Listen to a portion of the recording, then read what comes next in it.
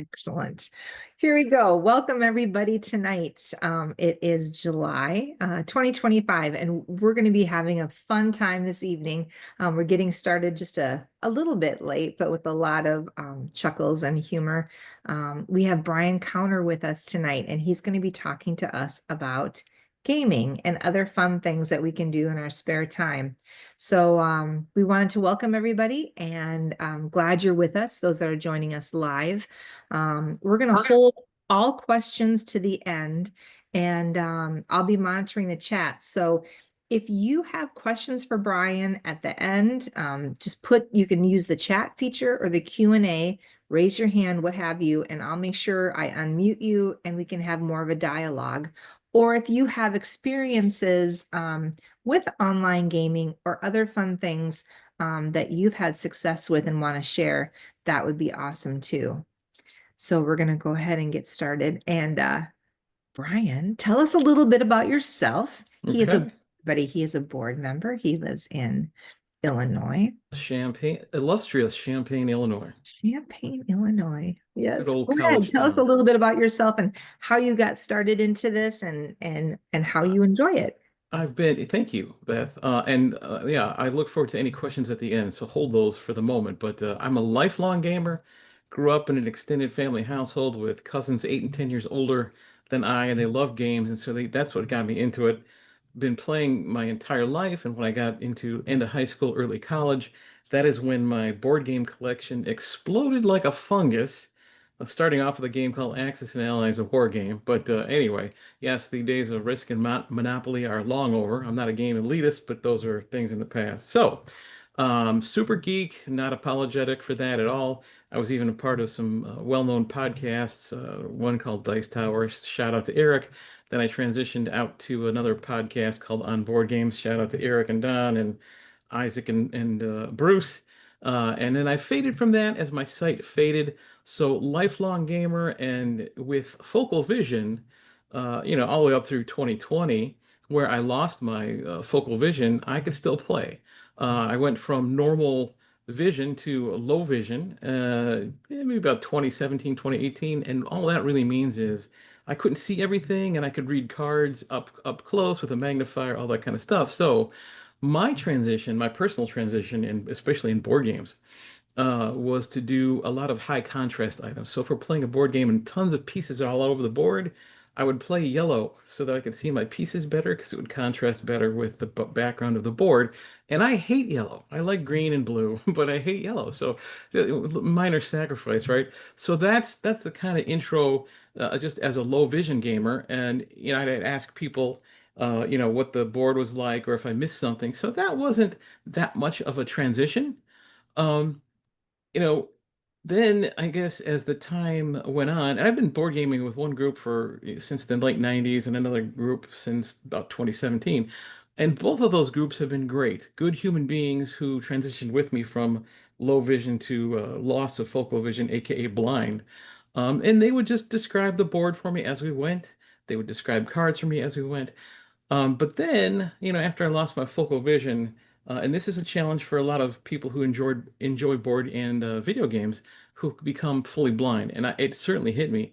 Um, some games are okay to play and possible to play, but just impractical. What I mean by that is there are some games that I play that are so complex. For my friends to describe board condition to me all the time, it's just impractical. So these are games I don't play anymore. It's not navel gazing, woe is me. There's just so many good board games out there that we can bypass those and move on to other things. And by board condition, I just mean, where the pieces are, what's going on, and who's got cards where. That becomes impractical with a high level of detail. So that was my transition into gaming fully blind. And sometimes my friends they won't play for me. I make the decisions, but they move everything around for me. Some games have a few pieces, some games have a lot of pieces. That's a practical limitation, but it works. And I've been board gaming ever since. And I'm not going to go through a list of my favorite board games, but some of them are simple and more party games. Some of them are more thinky games. So, once I've transitioned, you can also do other things to play games that are adapting the board games themselves. I won't spend a lot of time in this because it's detailed. My friend Ryan in Halifax, Canada, he does these things called NFC tags. And what those are they're actual physical little tags, and you can go on your computer and code them and code text into them so that when you pass something like your iPhone over them, it will tell you what it is. So, for example, you have a card and you put it in a card sleeve, which is just a little pouch for cards, and you put the NFC tag in there so that when the player holds their iPhone up to it, they have earphones on. And it'll read the contents of the card so that no one else knows what they are, but they do. That's important in a game where you have cards in your hand. You don't want other people to know about them. So those are called NFC tags. They're kind of pricey and kind of complex, but I did want to mention them as possibilities. There's another thing that I've done recently, and we add stickers to game parts. Now, you have to be comfortable, and I am, with adding stuff to your games to make them non-resellable, because that's an important thing for some people. You kind of ruin your game, but that's fine. Adding stickers to stuff. And I want to show you an example. There's a game that is called, I think it was invented in an English pub or English pubs, and it's called Skull, also known as Skulls and Roses. And in this game, you have three out of the four pieces have a skull on the underside that no one can see, and the other pieces have roses. So, bad and nice. And basically, I'm not going to describe the whole game to everybody, but you're basically bidding on how many chips or things that you can turn over that are roses and not skulls. Because if you turn over a skull, you lose the round and bad things happen. But I'll show the camera for those who do have vision.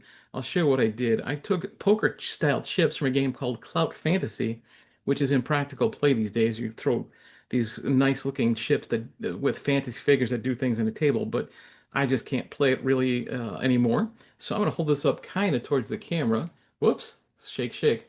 That's a blue chip with some artwork, which is unimportant. But on the other side, there's a sticker. It's a red sticker, and for practical purposes, that's a rose. Ruthie helped me buy these and get these and stick them on and find pieces of the same caliber. Here is also the same blue chip, but on the back side, it has a square, I think it's a blue square with a notched out hole on the inside so that blind people like myself can feel the chip and say, oh, that's the skull, that's the square with the hole in the middle, punched out. And this is great because I can go to play with fully sighted people. I need no visual assistance while I'm playing because I can just feel the chips underneath the table by myself and figure out, okay, here's a skull or here's a skull or here's a rose, excuse me. And I can play that, and then we can play the game. And it's a silly party game fun thing, but that's another thing you can do there is add stickers to cards or chips in this case. Just a small practical thing. One of my friends, Nancy in Colorado, is good at Braille, and she's been blind since I think kindergarten-ish. She has brailled all of the cards from a game called Arkham Horror, which has, I think, over 1,000 cards. So if you want to take the time to do that, be my guest. I say that with respect, actually, and just playfully, but that's incredible. You can Braille if you're into Braille and can read Braille. You can Braille your cards directly, or you can take, say, note cards and braille those and then kind of tape those on a card sleeve or something like that. So those are different, slight different options. Last but not least, on the practical side, is buying game tokens. There's a game that I like to play called Kingsburg, where it's really nothing more than a dice game. You roll dice, and they become your workers, and you place your workers on the board to get you stuff like wood or stone or gold in that game, and then you use those tokens to build stuff in the game, which gets you points to win the game or let you do other cool stuff in the game. Well, in the original game, it just has three different mini cubes of the same size and shape. They're just like tiny, like the size of your fingernail, but they're all the same size and shape. It's just they're different colors, and that's fine for the sighted, but for the blind, that's a bit of a challenge, of course. And with myself and my friends, I can say, "Oh, what do I have? Oh, you have two wood, one stone, and three gold. What do you want to do with those?" That's fine, and they've done that with me for years because they're good human beings. But also, you can go online, find cheap. If you need visual assistance, you can do that. You can find different shapes shapes of stuff. So instead of small cubes, you can get like little triangles or little balls that don't roll around, hopefully, or hexagon shapes, etc., etc. So that can help you not have to involve other people while you're playing games as a fully blind person. Another couple of quick adjustments you can make is if you're playing a drafting game, and for the non-serious gamers here, drafting game, all that is not poker cards, not playing cards, but if you're playing a game with abilities on them or minions or whatever, a card that gives you a special ability, if you everyone say gets 8 cards in hand, you pick one and you pass to the left or to the right. And then you keep doing that until no one has any cards, and that becomes your hand for the round. That's called drafting. If you're playing a drafting game, what blind people can do is everyone looks at all of their cards. Everybody who is sighted drafts their cards, kind of puts it down, and then someone reads the entire hand of mine as the blind player, and then I make my decision. I put my card down, and then we keep doing that. Now, yes, everybody does know what's coming in that hand, but it doesn't matter because they're making their choices independently. So that's another practical way to play board games with a blind person. So you can also play with open hands. Now, for the uberly obnoxiously competitive where they have to win every game, and I don't want to play with people like that off the record. Of course, I've just made it on the record, but if you're playing, you can just play with open hands. And sometimes people who are overly competitive can look at your hand while you're doing stuff like this and, kind of get a leg up on you competitively. But most people I play with are not at all that competitive. So playing with open hands as a blind person is another thing you can do. So those are board games. Like I said, I play some really complex board games, but I kind of enjoy some party games too. I just got a game called Hot Streak where you're playing you're degenerate gamblers betting on mascots from sports teams like a big hot dog, a big fish, the queen, and a big bear, and that it's just silly fun. It doesn't take a whole lot of work to do, and I can play as a blind player just fine, and that's a good party game that's not complex. All right, so let's talk about video games, or audio games, excuse me. So many of us blind folks have audio devices like I'll just call her the A lady because I don't want to activate anybody's device if they're on speaker. So on the A lady, there's a couple of good audio games. There's one that is called sorry, like Night Manager, and there's another one called Starfinder. These are audio games only. And yes, the Starfinder, it's a sci-fi, and I'm a big fan of sci-fi, but it's a texted or a audio book adventure kind of thing. But the voice actors are professionals, the sound effects are good. Sometimes they'll roll a dice to change what happens in the game, and there's like talented people like Nathan Fillion, who used to be on what is that called? Castle was one of his shows. He's famous for another thing called Firefly, big sci-fi show. So he's part of that along with other people. It's a good game. There's one called Night Manager, which I am partners with Mr. Miller over here. Hi, John. And we play together. And then I have another group where we call each other. We're on conference call like one time a week. We play for an hour and we do this. We battle a bunch of cave trolls. Not that anyone cares about those level of details, but I'm telling you, you can get involved in audio games on the A Lady as well, and as well as some games on your iPhone. Those are a little bit lacking at the moment from my perspective, but there are games that are cool there as well. Um, I'll just mention quickly, I'll give a shout out to a couple of friends. My friend Robin does a podcast called Dot to Dot, and he talks about skills, games, and other just general skills on his podcast called Dot to Dot. They also do Echo Show, talks about A-Lady skills, where they get these things in fuller details if you're interested in these things to develop your fun on your A-Ladies. All right.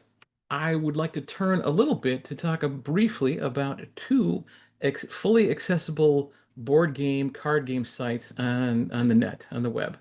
There's one called Quentin C's Game Room. This is a site over in France. Now, to be honest with you, when I signed up for this is in my early stages of transitioning from limited low vision to being fully blind. And I had my wife or my daughter when she was still living with us help me out set these up. So you may need some visual assistance to get these going, but once you're in, hitting the tab, enter, and space bars will get you through a lot. There's standard card games like Uno, there's cribbage, and then there's actually some modern hobby games out there on some of these. Quentin's is from France, so if you have a technical issue and you email them for support, good luck in getting a response. But once you get set up, you're good. There's an American, I think it's an American or Canadian site called RS Games. R is in Robert, S is in Sam. RS Games. It's very similar to Quentin's Game Room, and it has another bunch of audio games. It's fully accessible, and we've done that where we've played with a bunch of fully blind people. There's even a couple of party games in each one of those sites where you're typing stuff and everyone hears your answers. It's just a lot of fun, fully accessible. I can't recommend them higher for someone transitioning from low vision into fully blind if you're just jonesing for some gaming, as the saying goes. All right. There's transition again. Let's talk about video games now.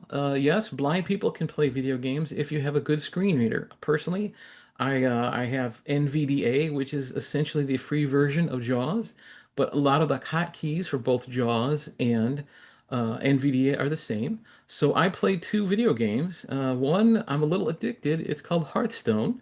It's made by the people Blizzard, and they make World of Warcraft. And Hearthstone is essentially a Magic the Gathering like game where you have minions and you try to kill the other guy's leader. With the screen reader, it's really accessible, really fun. You have access to about 90% of what the game produces. And Blizzard is aware of this and they will not issue a cease and desist order, thankfully, because they know there's a ton of people who play who are fully blind and they dump money into their game, which is cool. The only bad side to this is the people who code for us, the mod or a patch in this case, which is hard to do and a lot of work. If they get tired of this, we're out of luck, and Blizzard probably is not going to do anything in-house. Hopefully, they will at some point to that kind of stuff. There's also a game called Slay the Spire, where if you can grapple with the mods to get in to play the game, then you're good. But let's just keep with Hearthstone. That's a good game. There are other games out there like that, but I wanted to highlight that one, not because I want everyone who's listening to play that one in particular. Just note there are people who will be heroic and code for the blind on various games for free, or they might take a donation on Patreon or something like that. But those are available, and I have a ton of fun with those as well. In the video game market, there's another group of games from Jackbox Studio. They're a smaller studio in Chicago, and they make the You Don't Know Jack series or Jackbox party games. They're about 90% accessible, and I had a helpful and really cool interaction with some of the folks, and they put it towards their development team to make their games fully accessible. Think of some of the party games as almost like a balderdash that you can type your answers with on your computer, and then they get shared, and the game takes care of that. Really fun stuff. However, they're a small studio, and they can't make them 100% accessible. All that really means is, as long as you have one person who is sighted to start the games and give you codes for the room so you can play as a private party, because you don't want to necessarily play with people you don't know on these types of games. You can have a ton of fun with this, but just note it's 90% accessible. You got to have a sighted person to help you start the game, those games. But those are a lot of fun games in there. Like I said, kind of a balderdash thing, or guess this or guess that. Type in answers and be funny and stupid and have a lot of fun. Last but not least, on the video games department, I didn't research the name of the games because I'm not into these as much, but I do know from some of the podcasts I listen to, like Double Tap, that there are video games on consoles like Xbox and PlayStation where some teams who have developed for video game companies have done it to where they'll give you haptic signals like vibration on your controllers or audio controllers. There's some like F1 Grand Prix style car games where you can drive around the track as a fully blind person. Thankfully, it's a video game and not real life, right? And you get access, or it's accessible enough to where, okay, I'm driving off the road, I got some vibration, I'm going to hit a car, so we got a little vibration into it, etc., etc.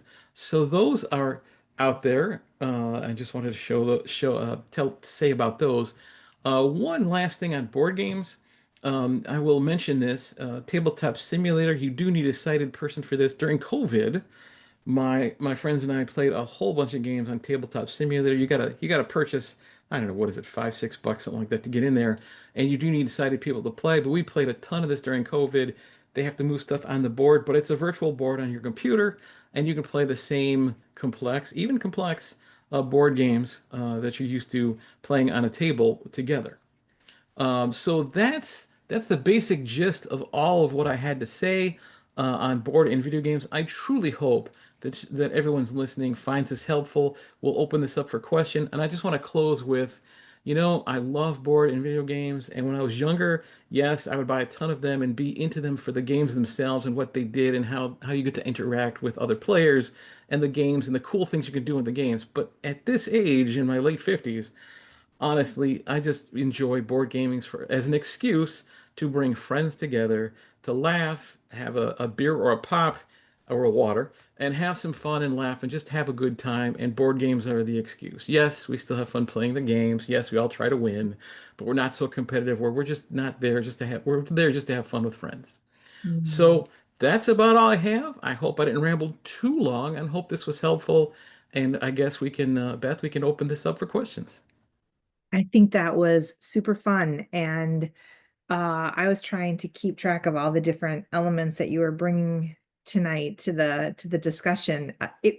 What I guess what for me again was most surprising is that there's so many options. hmm I know I talked a little fast. I felt myself getting a little rambly fast, but I wanted to get through it. But yeah, Okay. there's a ton of options for both board and video games out there. I just wanted to make people aware of some of them. And I'll just say this is not I didn't mean this as a comprehensive list, but this is a good starter for those interested in board and video games as blind people and limited vision people. So if anybody wants to use the chat or raise your hand or the Q&A feature, go ahead and do so. But I wrote down some questions. Okay. We could start there. And uh, how did you find, like that was, I think, the first group, when you said you have these friends and you've been gaming together, how did you find these groups of people? And is that hard to do? Yes and no. I mean, here's a weird thing. I live in a college town, so there's a ton of people who play board games in college towns. It's just big, and most of the people that play board games are in two industries. They're either in education or computer science. I mean, it's pretty high correlation. So that part wasn't hard. There's places in board game shops where you can put a note on a board to contact other people. But these days a lot of actual board game shops where they sell board games will have tables where people can play. And that's where I met a whole group of people. And this is one of those in 20 steps, I finally get to the people I play with now because I met with this group for a while and I met this guy with this other, with this other group introduced me to other people. And, the ones that you're not all that fond of, and I don't mean that negatively, kind of fade out and new ones come in. I think you do have to make an effort though. You have to put yourself out there and willing to take a risk of, people not interested in you. Or in one case, in my case, there are a bunch of creepy people that I was like, okay, are you guys, axe murdering cannibals or board gamers? I just don't want to find out the hard way that I'm in the wrong group. So that actually happened once, but it's in a college town, and you just gotta put yourself out there. Kind of funny, but kind of not. Um, Hold on, here comes a question. How about we unmute everyone for a conversation? All right. I'm totally fine with that. Okay, let's do that. All right, hold on, everybody. I'll do that. And people can just as you want. We have a few less, but I'm going to go ahead. John, I'm going to allow to talk. And Justin, I'm going to allow to talk. Looks like you guys have muted yourselves. So unmute if you like. And then here we go. One more. Everybody's muted yourselves, which is cool. But if you want to go ahead and pipe up, you should be able to do so now. Okay, here's another question then. Well, they kind of go hand in hand. So do you think, would you be open to mentoring Brian, or Absolutely. is there an opportunity for the CRF to start a online gaming group? I mean, we Yeah, I have actually tried that. book group. I tried that, and maybe 4 or 5. I mean, I did something many years ago on something similar, and we had a few people, and then people just faded. And people's lives are busy, people are working, so that just didn't work. Mhm.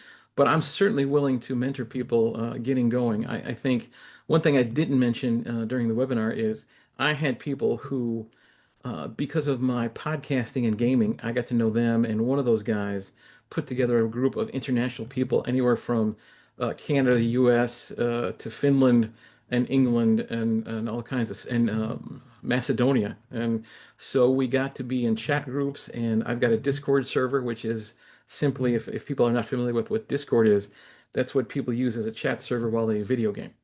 And so we would, for a few years, we would get together on RS Games or on Quentin's Game Room, and we would be on my chat server on Discord, and we'd be playing one of those games and just laughing and talking. And, that's how relationships foster and get developed. But that's something I would be more than happy to do. The trouble in my prior iteration and trying was that people were just busy. I can't remember who it was.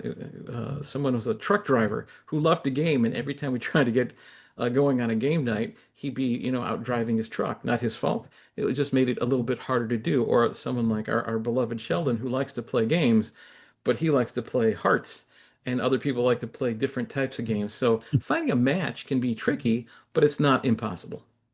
Yeah. I think some of the you were referencing the same maker of World of Warcraft. We have a lot of people who do like those types of games, video games that would be interested to, I Yes. think, to do that, especially after the conference. I know both you and I did not attend the conference, but I think that was something that was discussed. I know, Neil, you unmuted yourself. I'm not sure if this is something that you want to chime in, if this would be something that maybe we give it a go and give it a couple months. I mean, Yeah. that is interesting. As Brian said, you get people who say they're interested, but then actually taking action is many times a different story. Hmm. And it could be something, Brian, like you have someone who asked if you would mentor, and you said yes, and it could be the mushroom effect.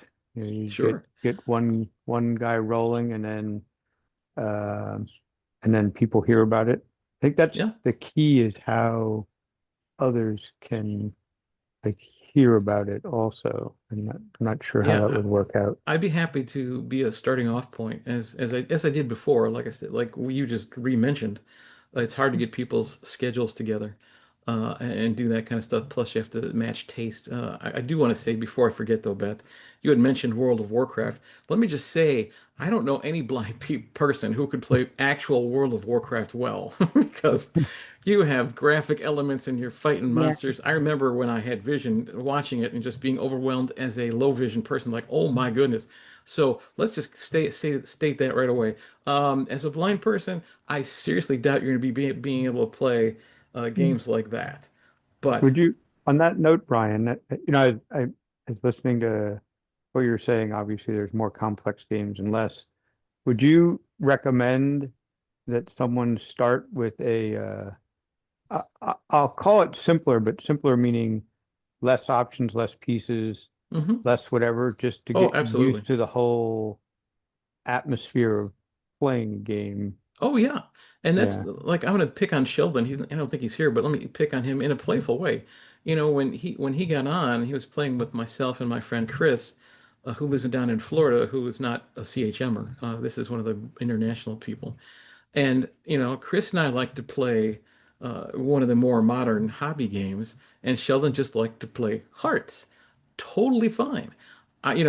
But that's his taste, and we still had a great time. So Chris and I would acquiesce to Sheldon, and then we actually got him to learn one of the more complex card games called Citadels, which is a role game. You play a role of a certain magic user round to round, and that changes. So we got him to play, and he became a little competitive at it. So yes, these things can grow, but you have to give them time. And like I said, when my attempt earlier failed, I got a little discouraged, but I just no, people are just busy. Also, I would say to go with what you said, Neil, doing the RS games or the Quentin's game room for the uninitiated is probably a good place, even if you might need help, visual assistance to get started, because those will play your simpler games like Uno, I mean, the only problem with playing Uno online is the game never ends, but that's a whole different topic, right? And I'm not frowning at it. Don't get me wrong. It's a fun Right. game. But that's you make a really good point actually for point of entry. Another point of entry is the audio games on the A-Lady. You can start with those, and those are a lot of solo games, but you can do partnered up with other games, even if it's asynchronous. Partner up with other players, I should say, even if you're dealing in Mhm. that game is asynchronous. So, What's an example of one of those games on your the infamous A Lady, an audio game? Is the A well, lady, hey, let me just ask, is the A lady Alexa? Is that who we're talking about? yes, Or we a different are. A lady? I'm just Whoop, asking the total, whoop, oh, It token she is. I just connection say fell. A we lady. call we say Lexa because we don't want to set off devices because I have a sound bar that will go off and screw up my connection to my TV. So I certainly don't want to do it down in my basement here, but I didn't want to Right, do other people's devices. But yeah, let's right. just say Lexa is the device. And so we do Night Manager is the one John Miller and I are partners in the game. We play asynchronously, which means we don't play at the same time necessarily. You play kind of, it's like a solo game, but then you can help each other out in the game if you're both online at the same time. So that's a simple one. Ah, That game gets repetitive and a little bit boring sometimes, and sometimes you kind of need real money to get into it. So I wouldn't necessarily recommend it off the top of my head, but yeah, it's possible. Another game, like I mentioned, is a really good game called Starfinder. It's based on the board and table game called Starfinder. It's like a D&D variant for a sci-fi. And Starfinder on Lexa is it's a choose your own adventure, and you can play the first half hour of it for free. But I will say I don't work for these folks.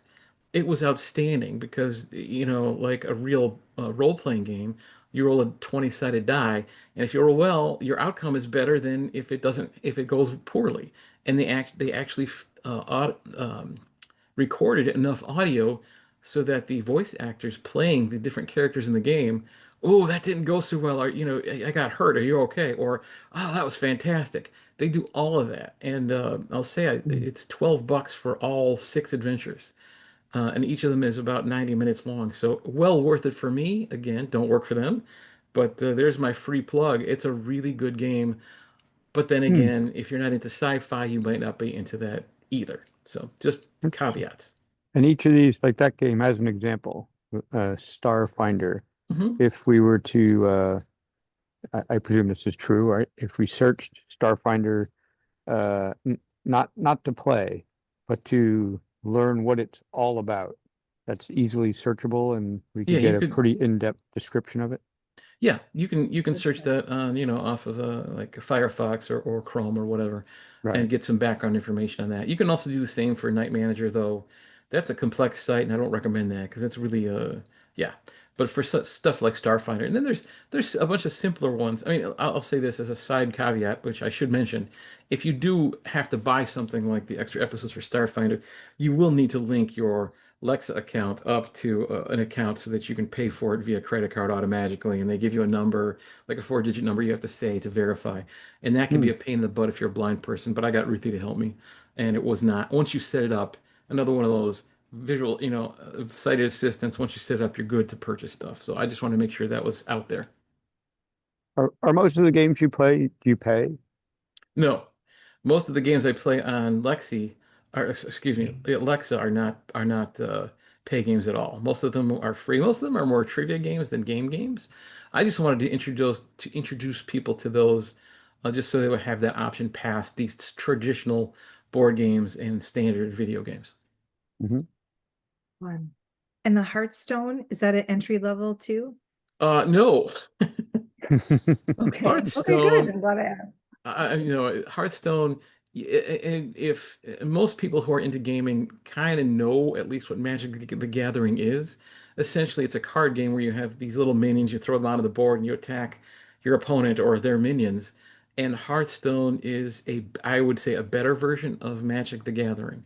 It's not for the squeamish. And to learn it, I mean, you can play it for free, so you can get into it and play it. To play it as a fully blind person, though, you need the patch, and I can help people with that easily because there's these programmers who do it for free, and they're wonderful people. Love them to death. But you kind of you would have to have someone walk you through, okay, how do you play this and what are the hotkeys for this game? It's a little complex, but I'll tell you, once you get used to it, I can fly through. And I just had my friend Scott over, who is actually a video game coder up in the Chicago area, and he just started on a game, and he's doing stuff to make their games more accessible. So he actually came over to watch me play Hearthstone with my screen reader on, and it's going a mile a minute. And it's interrupting itself because I'm going through the keys so fast. It's possible though. Huh. Is John Miller still on? He is. He is. But we're The not question. supposed to use last names, says Kathy. So Oh, let's sorry, John. adhere. Sorry. Sorry. That was his It middle says name. that John is John muted. Miller, and I'm not sure what his last name is. Yeah. That's his middle name. It is. John Yeah, yeah, yeah, yeah. I was just curious. You started playing some game and you're playing with Brian or whatever. Have you moved on to other games on your own? Not really. I keep intending. I want to actually play Hearthstone. I just haven't got to it yet. What was the Okay. learning curve like, John? I've just been playing the Night Manager, and it's pretty straightforward. Okay. I will say I did not put any money into it. Like Brian said, you can pay money. Mhm. Yes. So I will say they have what they call seasons, where the game restarts after a season. You lose some things, you retain some things. I think I'm in my third or fourth season, so I think my character's finally getting fairly competitive, whereas in the beginning it wasn't so much, but it just takes time It does. if you don't invest money. Yeah, and this I have invested money and I've stopped doing that. It's not a game for everybody. I mentioned my friend Nancy out in Colorado. She just up and quit. She's like, I'm tired of this game. It's boring. I'm done. And it's like, okay, Give I me a get minute. it. I get it, but it I'll can be get some fun. tools out. Well, what an opportunity. Like you just said, you have a friend in Colorado, you have a friend in different places all around the country or even potentially the world. And Yes. yet another great opportunity to just get outside of our own worlds and meet new people and how great is that? Oh yeah, it's a wonderful opportunity to meet people because I've got a good friend Ryan in Halifax, Canada. I got a friend Ertai in Macedonia.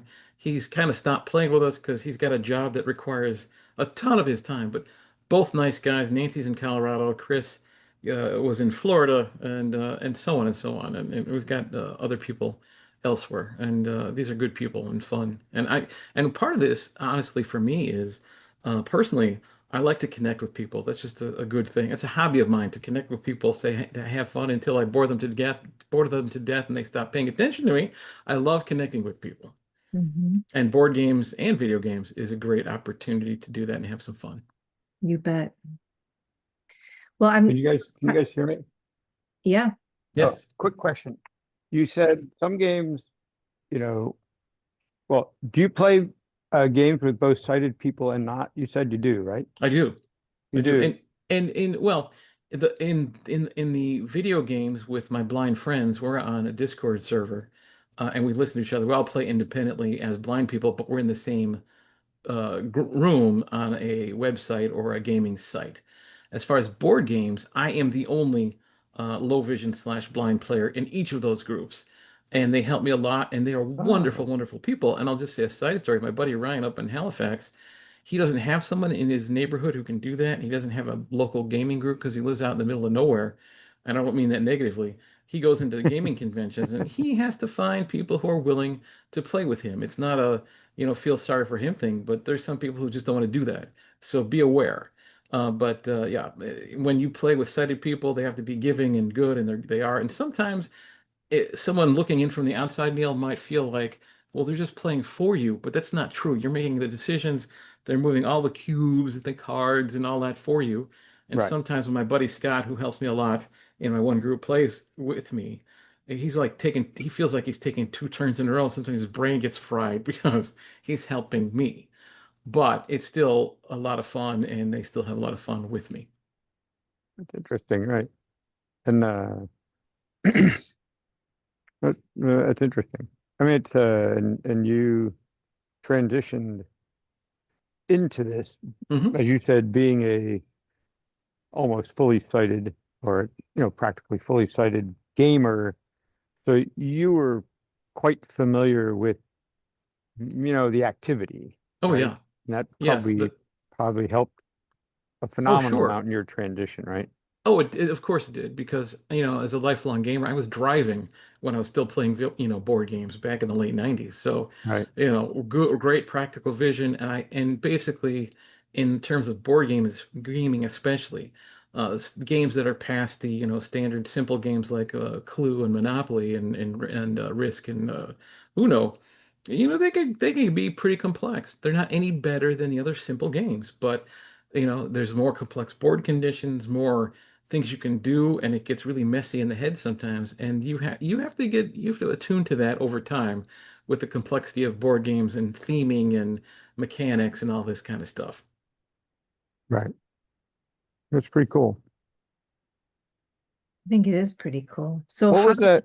Hey, sorry, I have one question. Because the one game sounded like it might be a good entry game. The one with the chips, Ah, with the rose, and then yes. the dimple. We'll call it the dimple or dip. Yeah, What is that game? Can you do a quick sure. description of it so that we might have some idea of what you're doing during that game? Yes, it's called Skull, and it's also known as Skulls and Roses. Like I said, it was a British game, a pub game, where people took coasters and then either drew on them or did their own artwork. I think that's how it got started. Don't quote me on that. And all it is everyone has four, I'll just call them chips because it's what I have, right? You have four chips. Three of them have the red circles on them representing roses, and the one of them has the squared out piece of square with a hole punched through it in the middle. That's the skull. So in this game, everyone just puts one of their chips on a little mat. And by a mat, I mean I have a Magic the Gathering card sleeved and a game card and a card sleeve turned over, and you just put a chip face down without revealing what you've put down, either a skull or a rose, onto your board. And then the Mhm. first player, randomly determined first round, says, okay, they either put another chip down, and it keeps going around the table until someone says, all right, stop. I'm gonna make a bid. And so let's say there's five players and everyone has put, say, two chips down for an example. So there's Mhm. 10 chips out there, and the first player says, I want to bid three. And so, Neil, what that means is he believes that he can turn over three chips without turning over a skull. And if no one Oh. else bids, then the person who bids three says, okay, they turn over all of their own chips first. If they're dumb enough to make the high bid and they've put a skull on themselves, well, they lose. And that can be hysterical when players forget that they're doing that. Or they bid and then they think someone's going to bid higher and no one bids higher and they know they have a skull, so they just lost. It's just stupid bar kind of fun, right? So, but let's say the bidding goes up to five. So the first player, he turns over his two chips. They're both roses. Now he has to try and read people, and this is a game of double think, and you're trying to make people think through body language and trick them or whatever into, oh, I got all roses over here, even though you don't. Or you have a skull here, and or you have all roses, and you're making them trying to think you have a skull. And so, say they pick me. Okay, Brian, turn over your top chip. So I turn over my top chip. That's a rose. And then, okay, my friend Jason over here, turn over his, oh, he's got a rose. And then he goes over to my Mhm. friend Chris. He turns that last one over. Now, if it's a rose, then he wins the round, gets a point. The first player to two wins. That's the entire game. However, if, yeah, first one to two wins. But if he turns over a skull, he loses the round. And no one scores a point. But what happens then is out of his four chips, he mixes them up face down, and whoever caused him to pick the skull chooses one of those chips randomly and puts it in the middle of the table, and it's there for the rest of the game. A person can be eliminated from the game if they lose all of their chips through bad bidding or bad luck. So you just continue with that, and you put chips out. Everyone puts a chip out the next round, and you keep putting chips on until someone bids, and then you go through everything I just said until someone gets to two, or it's last man standing. It usually gets to two first before I've only had a few handful of games where it's Right. last man standing. But it's fun, it's raucous, it's silly. It's not a deep thinker game, and Right. so Right. you can be stupid and silly. And how do let's say you're playing this, right? You yourself, how Yes, do you, and let's say you bid and you now have to, you flip yours over and now you're picking someone else. right. How do you personally go about picking the next person to try to find a rose? Oh, well, again, I flip my chips over, and if I have a skull, then I'm out. But if, let's say I don't, then I say, okay, Chris, what do you got? What's your top chip? Because the rules are very specific. When you put your first chip down, that'll be Yeah, the bottom on your stack. If everyone's got three chips out there, it's going to take a while to go through all the chips. So I'll say, okay, Chris, what's your first chip? And because I'm blind, they will right, say, okay, it's a rose or a skull. And then, okay, Jason, you reveal yours. Okay, right, right, Adam, you reveal yours, and so on and so on. And they just say out right. loud what they are. So you're just guessing from whatever Oh because yeah, there's no rhyme or reason. It's right, luck, you're but not you're also using much trying to read body body language. language, which I Right, right. can't see, but vocal stressors or calmness. It's just silly fun. There you go. All right. That's cool. All right. Yeah. It's good. So it's a good intro game. And like I said, I took these old poker chips I used from a game that I can't play anymore. But most Right, people can use bar coasters. I mean, there's an actual produced board game, but it's like $24, and basically it's just fancy coasters. right, right, right, right. You can That's make your cool. own in this one. Right. Great. So what do you think the next steps are? Do we want to, this is great information. It's fun. And, for those that are going to be watching this, or we still have some folks in the queue here. If you want to get a hold of Brian, the best way would be probably your CRF email, right? I don't have a CRF email, even though You I don't may have, be on the board, but I just have a regular Gmail account. do you want to give it now? I thought you did. I apologize. Sure. What I would mean, be and the also best, or what would you prefer if somebody wanted to get a hold of you for some mentoring and some coaching on I'm this? not sure what you guys would suggest. I mean, you can email Corey, CHMers can email Corey, or I don't know. I suppose I'll give my email out. I just don't want to be harassed by all of the scammers and the spammers kind of thing, but I'll give it out. It's my email is heymondo. There's a long story as to why that is, but I'm not getting into that. It's HEYMON as in Nancy DO at gmail.com. Heymondo at gmail.com. Feel free to email me. And like I said, I don't have expectations of starting something with this, although I certainly welcome it, just as a way to be social and have some fun. And I think, if we start off as small, I could steer people towards the, Quentin Caesar RS games or something like that. Or we could do something simple, um, or, play some A-Lady skills together, something like that. And starting off as small and build it up. We still, How do two people play an A lady game together? Well, the Starfinder is a solo game, but Right. the other one, Night Manager, it's asynchronous, meaning you're not playing at the same time. All that really means, Neil, is John and I are partners. John without a last name, wink, wink. We're Right. partners, and what that means is if I'm playing online and you can get this game to go in, it's called the Dark Forest, and you go hunt orcs because they're evil. Sure. If you just let it they are. go and let it run for hours at a time, which you kind of need to do in the game without getting too detailed here, and your partner comes in and they're going battling someone in the arena, oh, you can magically just show up and do a smack on his or her opponent on their behalf, just randomly. And that's really the only way you're playing together. But that you can also share items that you get that one person has extras and they can share that. So it's limited, but you can't technically play like that. Okay. And RS, are those generally what would be card games?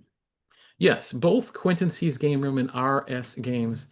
I mean, it's stuff like what I consider to be the worst game known to man is called Mealborn, or AKA A Thousand Miles. It's a horrible game. I have no problem saying that. There's games like that and Hearts and Spades, but like I said, then it gets you can even play Battleship. There's some really fun sound effects with that. That's As to which site you go to, that's a matter of preference. I play more often at Quentin C's Game Room than at RS Games, though there are some games on RS Games that the hotkeys and the responses are not great on Quentin's. So I'll go play that. I'll play Yahtzee on RS games. And I've played Yahtzee with friends on that, and we've even played Monopoly in tongue in cheek because Monopoly is that game that families fight over, and it's not a great game. Even though if you like it, I'm not going to begrudge you anything. We would play that game just in irony, just to play, and it took forever, and then we just stopped playing after 3 hours. I got tired of it, and we're doing a lot of talking in between turns. So, Right. it's your mode of preference, but I would not say they're the same site, but they're very similar in what they're trying to do, making common games and simpler games more accessible to the blind. Great. Thanks. That's a good question. Thank you, Neil. We still have 6 people, including me, that are still on. So maybe this is the hardcore group that would want to start something. But for the folks that are still listening or are going to watch later, please do consider either reach out to Corey directly, Hey Mondo, or Beth Foss at Cure CHM, and we'll start something because that's part of what Right. we do. It's part of Yeah, our mission statement I would is like to say, I'm connect sorry, I people. could just cut you off, Beth. Go ahead. No, just connecting people and give quality of life and things to do. Absolutely. Right. It's a lot of fun, and I don't expect anything from this. I just genuinely hope that to make people aware if they want to do stuff on their own, great. Go have some fun. And my main purpose is contact me, please, if you get lost or you're like, oh, that sounded cool, Brian, but I don't know how to get help with that, or I could point you to someone, or maybe you might need some help from someone at home to get you started. But I'm always willing to play these games online with people or Right. start up these games online. I'm always ready for that, but I have no expectations by anyone in attendance here. Just to confirm that everybody who's still on, they're unmuted, right, Beth? So if they had a question, They they are could just, unmuted, but they still are muting them. They're self-muting. They're okay, self, but if they want to unmute themselves, they can ask Brian a question, for right? Yeah, sure. I would Just love in, at least a question or two to make me feel like I'm not talking to tumbleweeds past Neil and Beth here. Yeah, we have one, yeah, two, yeah, three. Yeah. yeah, yeah. Yep. We have So John and 2 other people that if you want to, no pressure, you can Yeah, go no ahead. yeah, right. pressure. Those are If you good. have any Those are good questions. questions, Neil. Thank you for facilitating my brain working on this stuff. Thank you. No. No, no, because you know, the it's interesting, just as I presume, if one started playing these games, uh, you need to visualize. It Yeah. helps, right? If you Oh visualize yeah. what's going on and you have your partners there, and obviously we can't see them, but they're there, so you visualize your Yep. your playing mates and so it's a little hard, as you explain things, to to visualize how to ready, set, go, get started. Oh yeah, and like I said, Neil, I had my international friends who helped me through my transition from low vision to blind through these sites. There's a learning curve to it, but it's not daunting. It's a tough learning curve, but it's there. And also, if anyone is, hearing me how geeky I am with all these games, I don't care what you want to play. I think the only objection I'll have is Mealborns. I'll play anything else. I'll even play Monopoly. It doesn't matter. And when I play, I am not remotely competitive. I'll help you. I'll help you through. We'll have some fun, or maybe talk. And if you get bored, no worries. I'm a very casual person in this kind of stuff. Have you heard of anyone, bridge, for example? It's Yes. it's there's call it more complex than hearts, I guess. I don't know, It is. but and I've played it some. My parents played it a lot. And is there like on RS? Is that a game that's there?